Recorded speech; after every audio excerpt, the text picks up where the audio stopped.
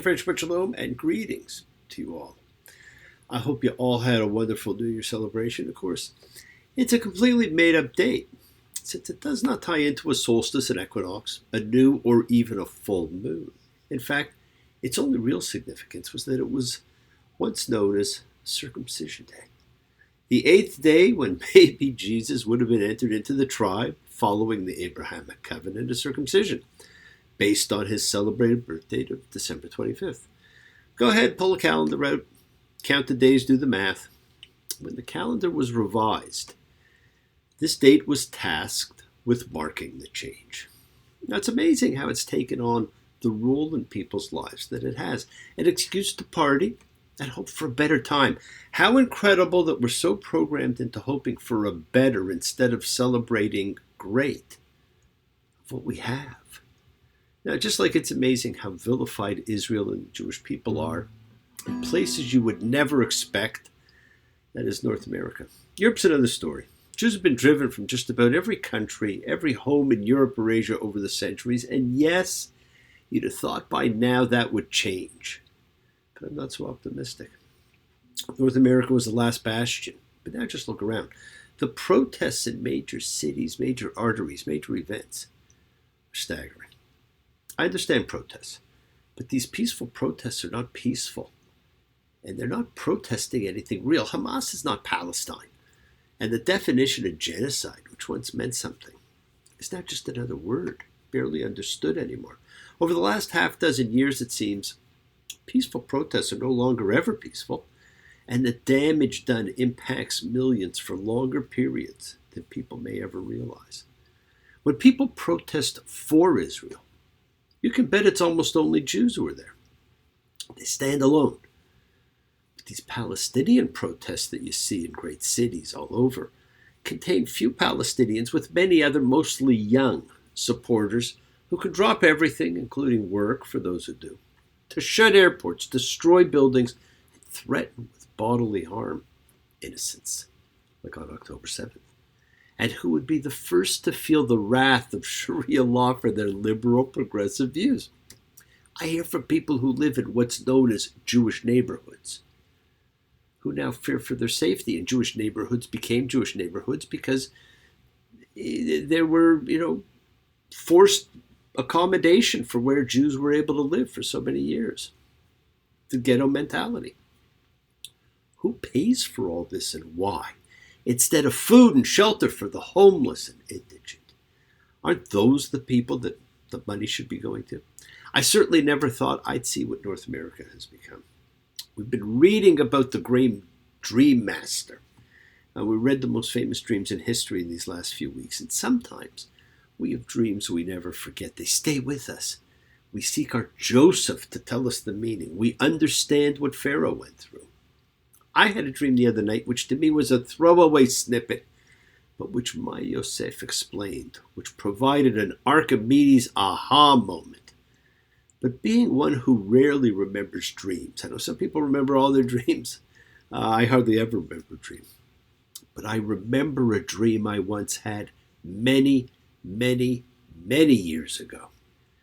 There was a banging on doors and shouts from the street, "Throw out your Jews." I've never forgotten it. And I wondered if it was just a dream or perhaps a memory from a prior lifetime. Any lifetime, as they would all have had the same things occurring. But maybe it was a warning of things to come, things we see today. So long ago. Was it in a dream? Was it just a dream? I know, oh yes, I know. It seems so very real. It seems so real to me. It was real. And it was terrifying, and I have never forgotten it. And it now looks like even if Hamas is destroyed, they have won. The world's hatred of Jews in Israel is one of the greatest threats to our modern world, in a world where evidence and proof and demonstration of points no longer matters. Let's hope reason and intelligence will persevere in the new year, as this is our first opportunity in the new year to welcome change and celebrate our coming together as a like-minded group, a collective consciousness of seekers showing faith. Any and all faith, love, any and all love, a true chavura, a fellowship expressing our nature, kindness, compassion, thoughts, feelings, hopes, dreams, and wishes that unites us all. This community house of spirit, Beth Ruach, sharing and bringing light, keeping fear at bay, and even though together, we're individual in our approach, each connecting in his or her or their own way. So once again, please do go ahead and invite everybody you know, physically, digitally, psychically, emotionally, spiritually, to gather and share from Psalm 133, the Hine Matov. Come together. Hine Matov, Shevet Avi, Kam Yacha. Hine Matov, Shevet Avi, Kam Yacha. How good and how pleasant it is for brothers and sisters together. Community.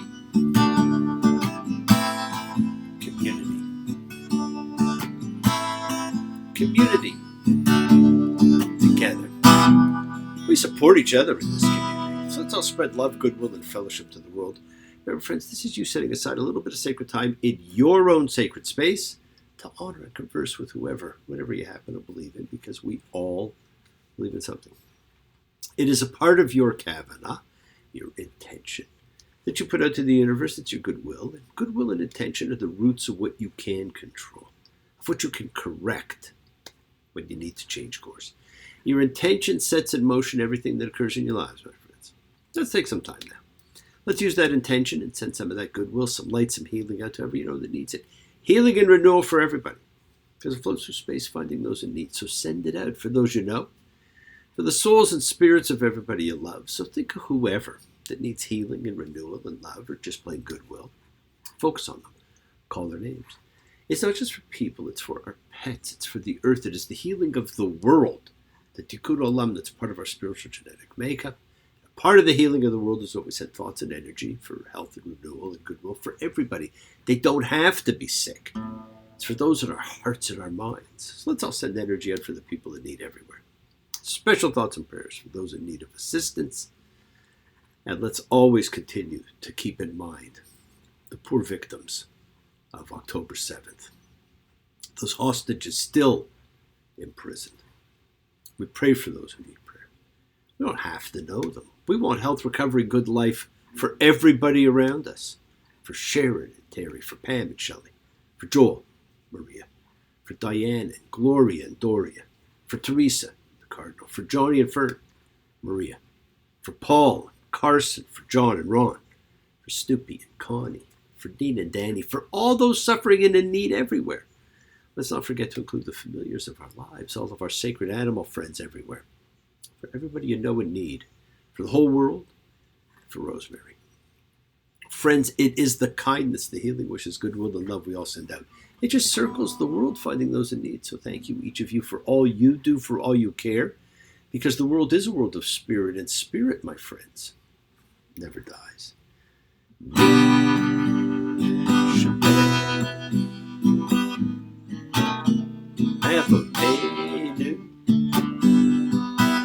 Makor ha-bracha, Libotenu. May the source of strength bless the ones before us. Help us find the courage. Make our lives a blessing. The renewal of body. The renewal of spirit.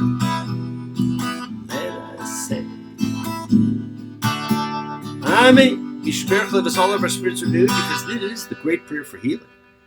So call upon God to heal as He has healed before. Yishmerach, may He who blessed, because all healing is a blessing. Let's all send and receive healing, renewal energy in our efforts to love, to share, to care, to grow. Now we've reached a turning point in the Torah.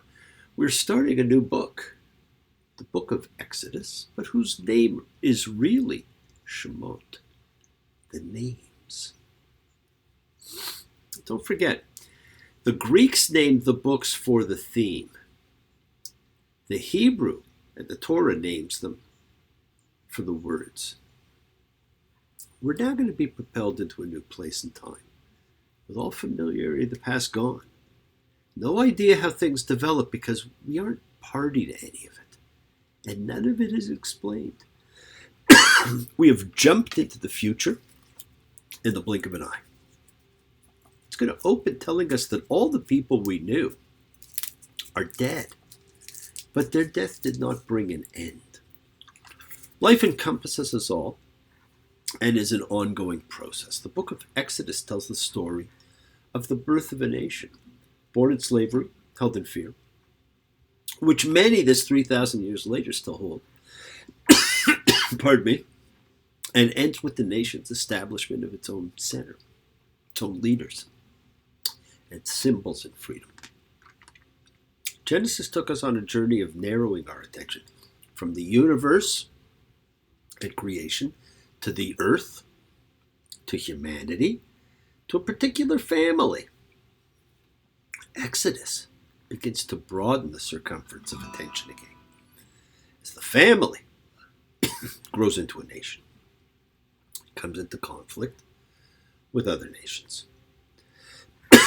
Exodus introduces nationhood, prophecy, law, and most important of all, it introduces the theme of God becoming known to the world. He'd previously been known only to a handful, and all of this is done under the auspices of names. We all have them. They're so important. Often given to us before birth, rarely self-chosen, our names, from cradle to grave, can often define us. Say a name, and memory comes flooding, or imagination takes root. Like the pines land in the winding road. I got a name. I got a name. Like the singing bird and the broken toe. I got a name. I got a name. We all have a name. This book opens 400 years in the future. Well, it's happened. Exodus 1:6. And Joseph and all of his brothers and all that generation died. A new king rose over Egypt, who did not know Joseph. He said to his people, here, the people of the children of Israel is more numerous and powerful than we. Come on. Let's be wise towards it, or else it will increase, and it will be, when our war will happen, that it too will be added to our enemies, and will war against us and go up from the land. They set commanders of war companies over it in order to degrade it with their burdens. The more they degraded it, the more it increased. The more it expanded, and they felt a disgust at the children of Israel, and Egypt made the children of Israel serve with harshness. And they made their lives bitter with hard work, with mortar and with bricks, with all work in the field. All their work that they did for them, with harshness. So there's too many of the children of Israel. The fear is that they'll join the enemy if and when a war breaks out. So Pharaoh comes up with a solution: kill all newborn male children. This is not new.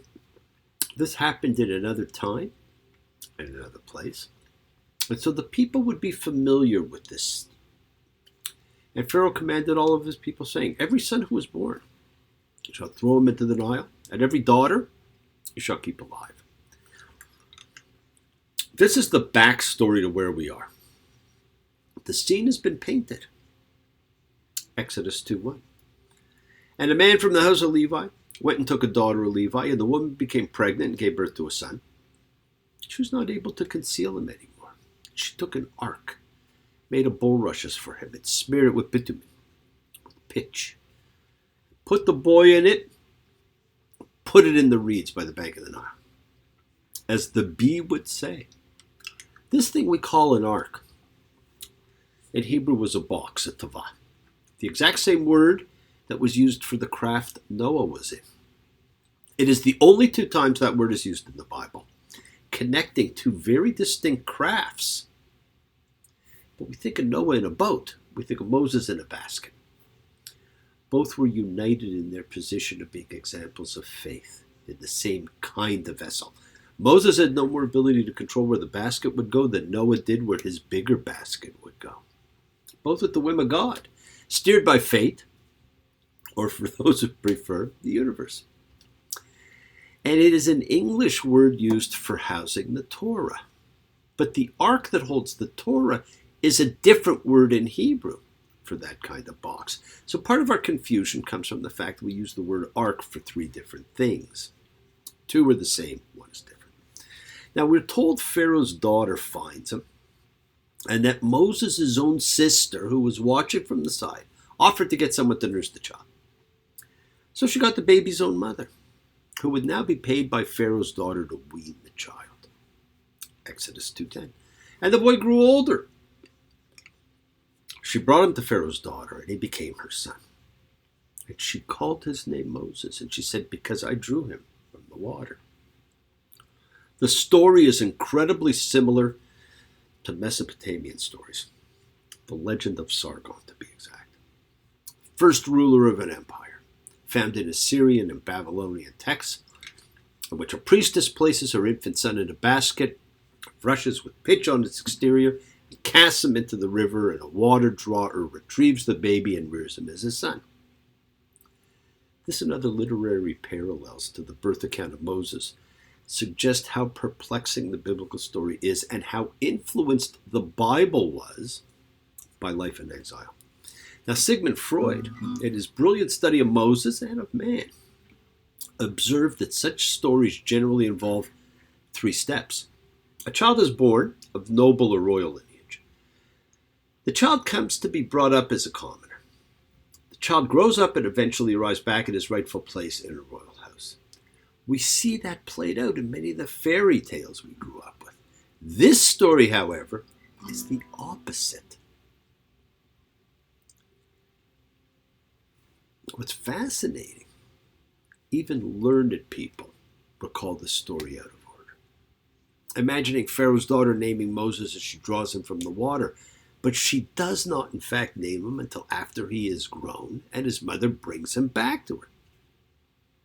So what was he called until that time? This has got to be 2 to 4 years later. It's not a week, not a day. It's 2 to 4 years. So what was his name? Classical and recent commentators have not addressed this. Moses never meant drawn from water. It was a stretch when you look at the Hebrew. Moses is an Egyptian name given to many pharaohs, meaning true son. And it was often used to delineate royal order and rightfulness. So you would add Moses, Tutmosis, meant rightful pharaoh, true son. We know so little about him. We're told he killed an Egyptian and fled. Myth tells us it's because he found out that he was Hebrew and interceded in an unjust event. That's Midrash, feeding a narrative. Highly unlikely, but a great story. A hero arises. He's seen as the true patriarch of the religion. He is the father of monotheism. He will introduce God to the world as a system of spirituality still practiced today. Perhaps he was the world's first superhero. You're a man and a man. You can walk on the clouds, manipulate our crowds. You're a dream twister. You go to Sodom and Gomorrah. What do you care? Ain't nobody there would want to marry your sister. Scratching the world with a fine-tooth comb. You're a king among nations, you're a stranger at home. He crosses the desert. He comes to Midian, where he performs the betrothal ritual, not for one, but for 7 daughters of Jethro. Exodus 2:16. And a priest of Midian had 7 daughters. They came and drew water and filled the troughs to water their father's flock, and the shepherds came and drove them away. Moses got up and saved them and watered their flocks. And they came to Reuel, their father. And he said, "Why were you so quick to come today?" And they said, "An Egyptian man rescued us from the shepherd's hand. And he drew water for us and watered the flock too." And he said to his daughters, "And where is he? Why is this that you've left the man? Call him. Let him eat bread." And Moses was content to live with the man, and he gave Zipporah, his daughter, to Moses. He finds a new life. Here he can be happy. It's just like starting over. Our life together is so precious together. We have grown. We have grown. Although our love is still special. Let's take a chance and fly away somewhere alone. Just like starting over. He gets married and settles in Midian. What do we know? Still not a lot. We know the air is clean in the mountains. He has a good life. But we do not know this man's real name. We do not know Pharaoh's name. The man we are told is named Jethro is called Reuel. So maybe we don't really know his name either. Friends, this is the book of names. And while we don't know a lot, we do know his wife and son's names. And we are told the king of Egypt died, and we never know his name. Exodus 3:1. And Moses had been shepherding the flock of Jethro, his father-in-law, priest of Midian. And he drove the flock at the far side of the wilderness, and he came to the mountain of God, to Horeb. Okay, now we know Reuel is Jethro. Sinai is Horeb. We are given all interchangeable names. So which is it? It was all that I could do to keep from crying. Sometimes it seems so useless to remain. You're the one who always tried to change me. That is why I'll always stay the same. And I'll hang around as long as you will let me. 'Cause I never minded standing in the rain. You don't have to call me darling, but you never even call me by my name. Why are your names so important? They define history. They tell us when and where. Now, we were initially told there's a new king who did not know Joseph. We don't know who the king is. There are 5 pharaohs in the Torah. None are named. Now, I've suggested in the past that Pharaoh's not named because that would define him and make him a specific individual, when and where, and take away from his representing fear and slavery that still rules us. The calling card of the God of Exodus is different than the calling card of Genesis. This calling card is going to be revealed. This calling card is flame. It is emphasized throughout this book. It draws Moses, and it begins the revelation at the Epiphany on Sinai. Moses sees the burning bush. Exodus 3:2. And an angel of the Lord appeared to him in a fire's flame from inside a bush. And he looked, and here, the bush was burning in the fire, and the bush was not consumed. And Moses said, "Let me turn and see this great sight. Why doesn't the bush burn?" And Yahweh saw that he turned to see. And God called to him from inside the bush, and he said, "Moses, Moses." And he said, "I am here." Here we go. The double name calling, life-defining moment. And now go And I'll send you to Pharaoh and bring out my people, the children of Israel, from Egypt. And Moses said to God, here, I'm coming to the children of Israel, and I'll say to them, your father's God sent me to you. And they'll say to me, what's his name? What shall I say to them? And God said to Moses, I am who I am. And he said, you shall say this to the children of Israel. I am has sent me to you. God tells his name. It is a first-person verb. But when Moses tells the people, he of course makes it a third-person verb.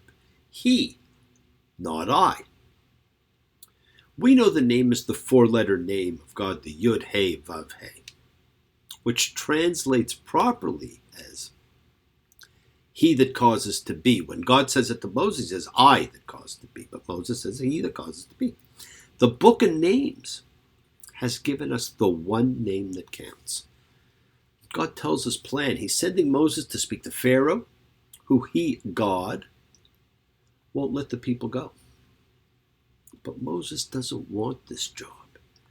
And Moses said to the Lord, please, my Lord, I'm not a man of words, neither yesterday nor the day before, nor since you spoke to your servant, because I'm heavy of mouth and heavy of tongue.